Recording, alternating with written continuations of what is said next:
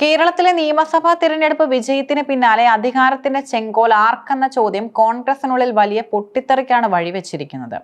തിരുവനന്തപുരത്തെ ഇന്ദിരാഭവനിൽ നിന്നും ആരംഭിച്ച് ഡൽഹിയിലെ കേരള ഹൗസിന് മുന്നിലെ തെരുവ് യുദ്ധം വരെ എത്തി നിൽക്കുന്ന ഈ അധികാര വടംവലി കോൺഗ്രസ് പ്രസ്ഥാനത്തിന്റെ ഐക്യത്തിന് വലിയൊരു വെല്ലുവിളിയാണ് ഉയർത്തുന്നത്. AICC ആസ്ഥാനത്തില് വിളിപ്പാടകലെ നടന്ന നാടകീയ സംഭവങ്ങൾ കേരളത്തിലെ ഗ്രൂപ്പ് സമവാക്യങ്ങൾ എത്രത്തോളം അപകടകരമായ തലത്തിലേക്ക് നീങ്ങുന്നു എന്നതിന്റെ തെളിവാണ്. മുഖ്യമന്ത്രി ആരാകണമെന്ന കാര്യത്തിൽ അന്തിമ തീരുമാനമെടുക്കാൻ ഹൈക്കമാൻഡ് നേതാക്കളെ ഡൽഹിയിലേക്ക് വിളിപ്പിച്ചതോടെയാണ് നാടകീയമായ രംഗങ്ങൾക്ക് തുടക്കമായത്.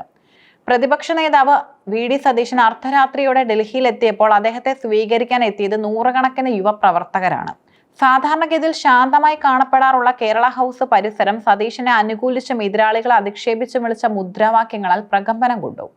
ഡൽഹിയിലെ പ്രമുഖ സർവകലാശാലയായ JNU, ജാമിയ മില്ലിയ, ഡൽഹി യൂണിവേഴ്സിറ്റി എന്നിവിടങ്ങളിലെ മലയാളി വിദ്യാർത്ഥികളുടെ വലിയൊരു നിര സതീശനായി നിലയുറപ്പിച്ചത് ദേശീയ രാഷ്ട്രീയത്തിലും ശ്രദ്ധിക്കപ്പെട്ടു.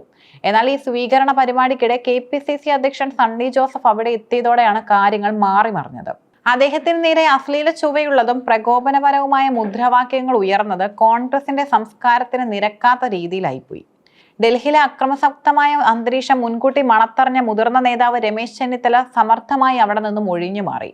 ദശാബ്ദങ്ങളായുള്ള തന്റെ ഡൽഹി വാസത്തിനിടെ കേരള ഹൗസിലെ 204 നമ്പർ മുറി അദ്ദേഹത്തിന്റെ സ്ഥിരം താവളമാണ്.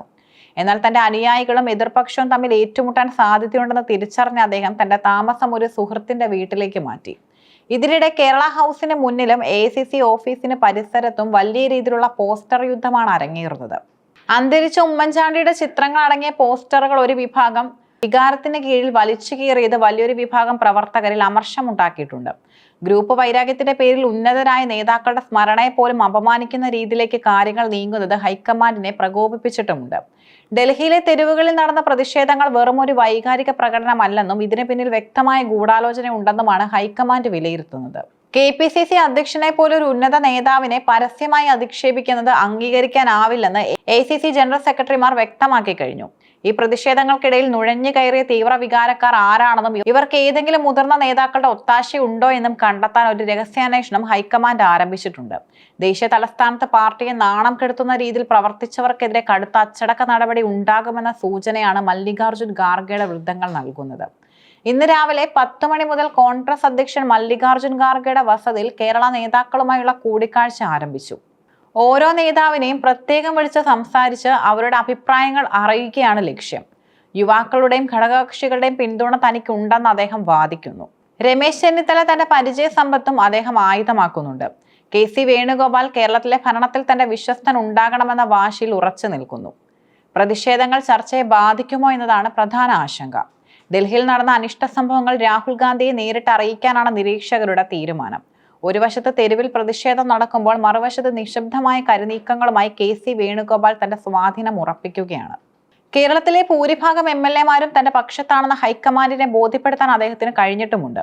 മുഖ്യമന്ത്രി പദത്തിലേക്ക് നേരിട്ട് വരുന്നില്ലെങ്കിൽ പോലും ഭരണത്തിന്റെ താക്കോൽ സ്ഥാനങ്ങളിൽ തന്റെ ആളുകൾ പ്രതിഷ്ഠിക്കാനുള്ള അദ്ദേഹത്തിന്റെ നീക്കം സതീശൻ ചെന്നിത്തല സഖ്യത്തെ പ്രതിരോധത്തിലാക്കുന്നുണ്ട്.